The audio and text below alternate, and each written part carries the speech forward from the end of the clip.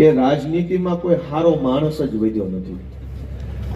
સૌથી મોટી તકલીફ, આપણે ગામડે ગામડે જઈએ તો જે તે ગામનો માણસ હોય એ હું આગેવાન છું એટલે મારું ધ્યાન દોરે કે ગોપાલભાઈ અમારે અહીંયા ગોપનાથમાં આ મુદ્દો છે, જાંજમેરમાં આ મુદ્દો છે, ઘોઘામાં આ મુદ્દો છે, અહીંયા આ મુદ્દો છે, અહીંયા આ મુદ્દો છે.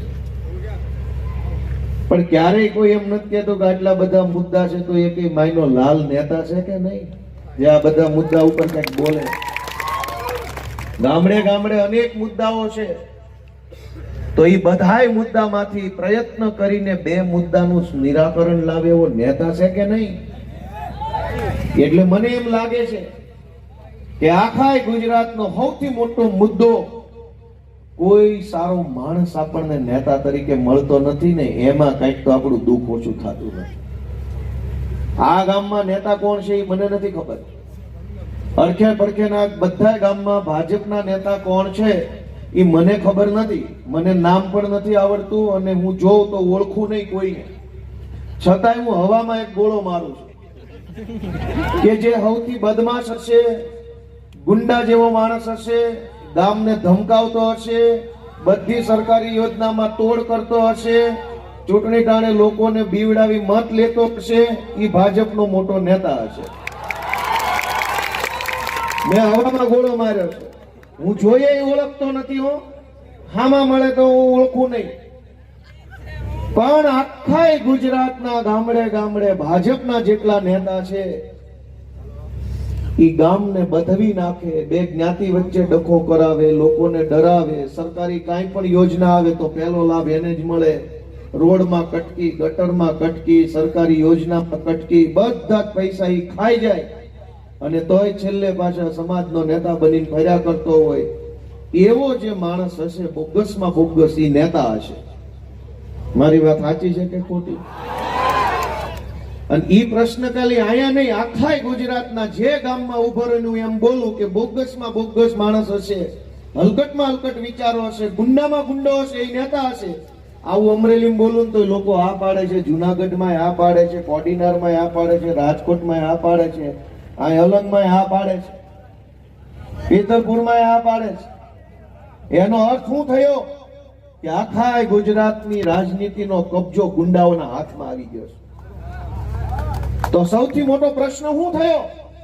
ગામમાં પાણી નથી આવતું, ખેતરોની અંદર પાણી ક્યાંક, આ તો દરિયાકાંઠો એટલે એ ઉપાધિ ન હોય અહીંયા, પણ જે પક્યું હોય એનો પૂરો ભાવ ન આવે, સુરક્ષા ન હોય, રોજગાર ન હોય, શાળામાં માસ્તર ન હોય, ડેપોમાં બસ ન હોય, ગામમાં તલાટી ન હોય, કોઈને કહેવા જાવ કોઈ સાંભળવા વાળો ન હોય. એ પ્રશ્ન નથી. પ્રશ્ન એ છે કે કોઈ નેતા જ નથી. હવે નેતા જ ન હોય, કોઈ સારો માણસ નેતા ન હોય તો ગામનું ભલું કેવી રીતે થાય? તમે ભલા માણસ કહો તો ખરા. અમને ભલું કરવું હોય તો પહેલા તો કોક સારો હજડબમ કડક કાળજા વાળો માણસ જોઈએ કે જે ડરે નહીં, જે લલચાય નહીં, પાછું પગલું ભરે નહીં. એવો જે માણસ હોય, એના હાથમાં નેતૃત્વ આવે તો ઈ માણસ કંઈક પ્રશ્ન ઓછા કરવાની કોશિશ કરે.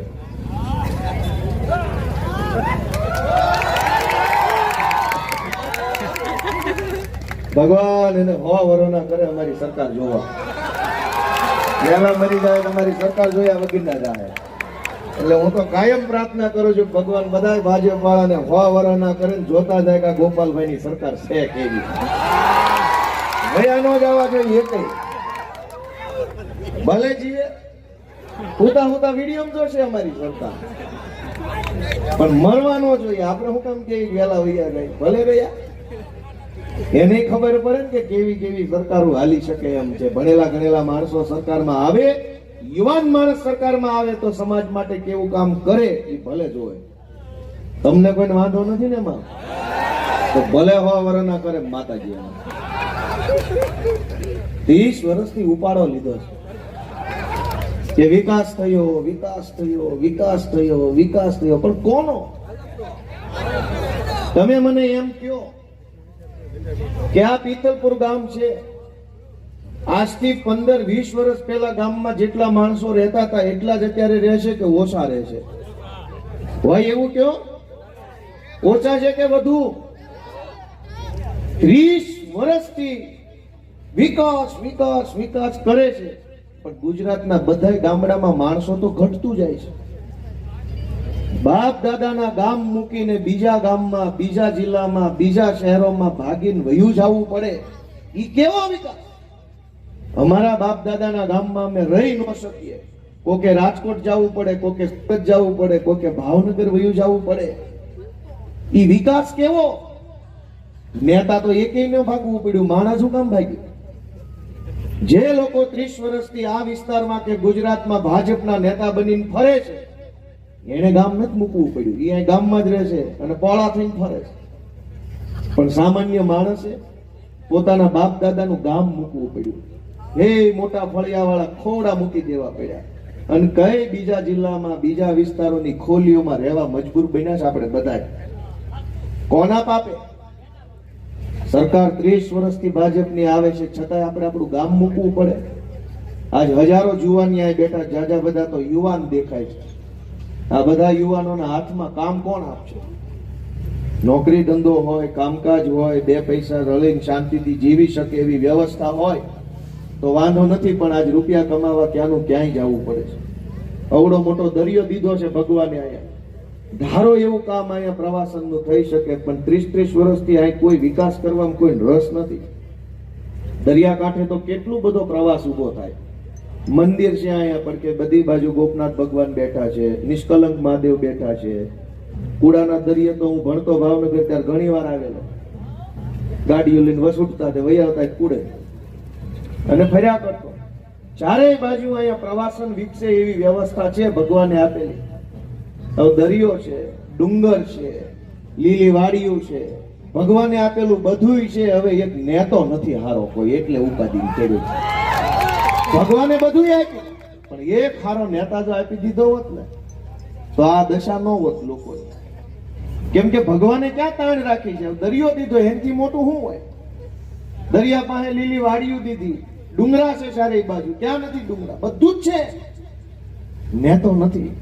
અને એના કારણે હજારો લોકો પીડાય છે. હું તમને વિનંતી કરવા આવ્યો છું, હારો નેતા આવશે ક્યાંથી? કઈ ઉપરથી હેઠો પડશે? નહીં આવે.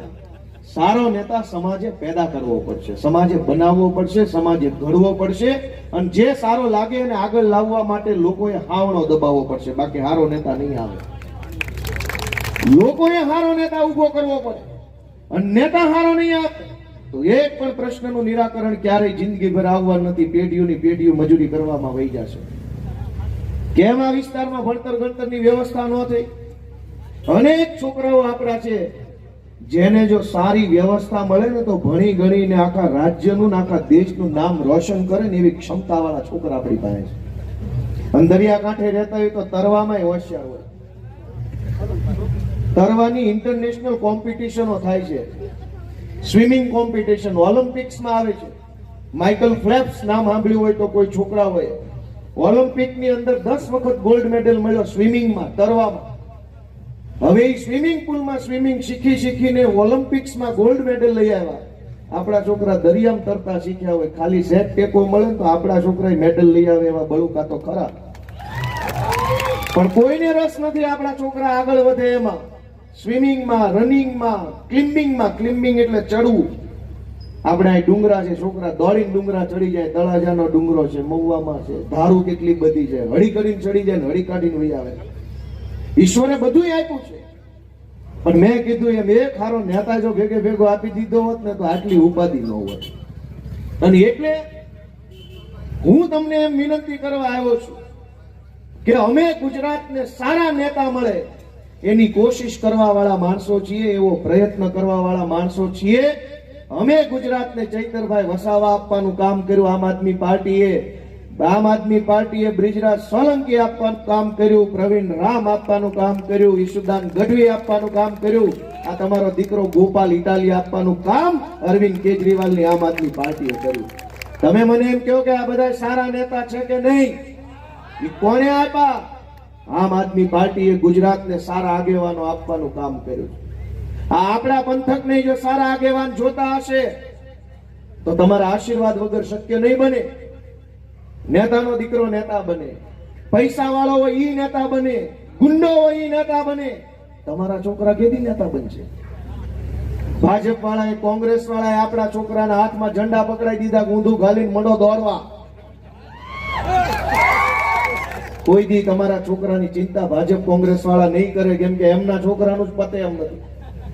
ટિકિટો તો મારા છોકરાને આપો, હોદ્દો મારા છોકરાને આપો, યોજનાનો લાભ મારા છોકરાને આપો, પેકેજ મારા છોકરાને આપો, તો ગામના છોકરા ક્યાં મૂકવા જવાના? દોસ્તો, સામાન્ય પરિવારમાં, ગરીબ પરિવારમાં રહેતા લોકોના બાળકોને રાજનીતિમાં આગળ લઈ આવવાનું કામ અરવિંદ કેજરીવાલની આમ આદમી પાર્ટી આખા ગુજરાતમાં કરી રહી છે. હું ભાવનગર જિલ્લાના ઉમરાળા તાલુકાના ટીંબી ગામનો વતની છું. આ દવાખાના વાળું ગામ છે મારું, ખબર હોય તો. ઈ ગામમાં હું મોટો થયો, ઈ ગામમાં હું ભણ્યો, પછી ઉમરાળા ભણ્યો, ધોળા ભણ્યો, ભાવનગર વિદ્યાનગરમાં ભણ્યો. ભણી ગણી ગરીબ પરિવારનો માણસ હતો, કઈ બીજી કોઈ લાંબી કમાણીનું સાધન નહોતું. કમાવું જ પડે એવી પરિસ્થિતિ હતી, ન કમાઈએ તો ઘર ઊભું રહી જાય એવી હાલત હતી અમારી. પેલા કુમુદવાડીમાં હીરા ગણવા બેઠો, પછી ત્યાંથી પ્રમોશન આવ્યું, માધવરત્નમાં નિર્મળનગર પ્રમોશન મળ્યું, ત્યાં બેઠો ઓફિસમાં. પછી એમાંથી પોલીસ બન્યો, એમાંથી ક્લાર્ક બન્યો, એમાંથી આંદોલનમાં ગયો, એમાંથી આમ આદમી પાર્ટીમાં આવ્યો. અરવિંદ કેજરીવાલે મને ધારાસભ્ય બનાવ્યો. અત્યારે તમે મને એમ કહો કે હીરા ગણતા હોય એ માણસને ધારાસભ્ય ભાજપ બનવા દેશે? કેજરીવાલે મને બનાવ્યો છે. કેજરીવાલ એમ ઈચ્છે છે કે સામાન્ય પરિવારના છોકરાઓ કેમ અડિયા પાટિયા ચડ્યા, એને હક નથી, ધનુર ઉબડ્યો છે. બધી સભામાં આવું કરે, આમ જાય ને આમ જાય ને આમ જાય ને આમ જાય, ધનુર ઉબડ્યો તમે. પણ એના ધનુરનું ઇન્જેક્શન કેજરીવાલના કોથળામાં છે. તું માર દે રેડી થાય એમ છે.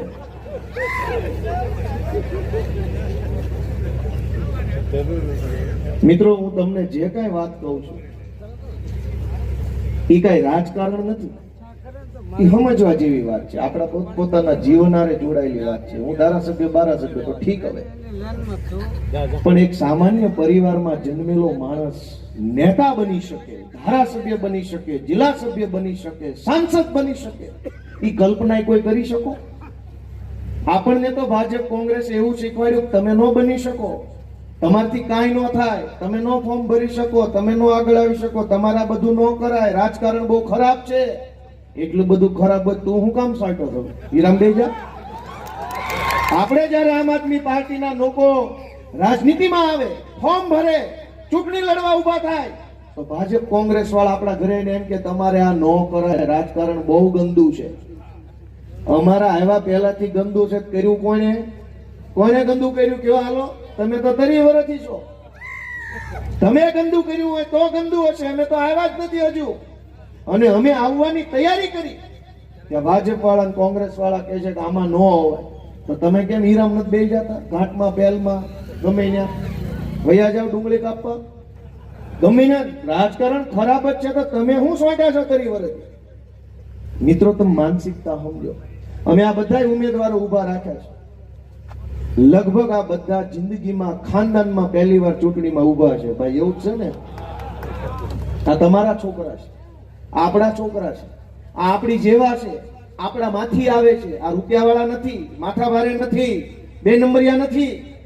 પણ આ વિસ્તારની, આ સમાજની હાલત જોઈને દાજ લાગી છે ને, જેને દાજ ચડી છે ને, એ હાલત બદલવા માટે આવેલા તરવરિયા જુવાનિયાઓ છે, આપણા પોતાના છે ને, એને તમારા આશીર્વાદની જરૂર છે.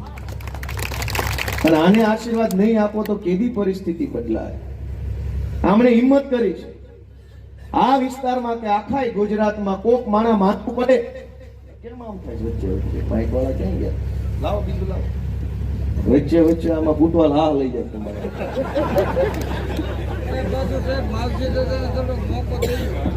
હેલો, હા,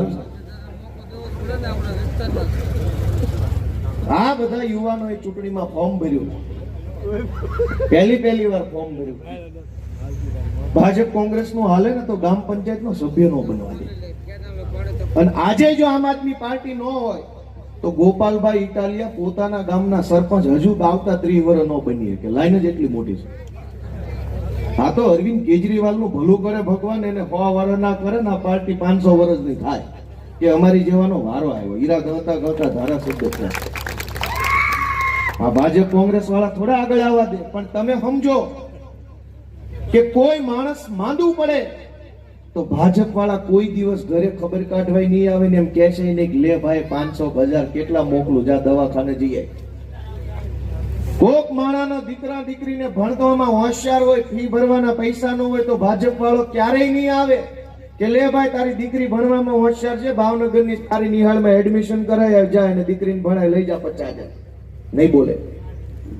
કોક માણસને દુકાન બનાવવામાં, મકાન બનાવવામાં કઈક પૈસાની જરૂર હશે, ભાજપ વાળો નહીં આવે.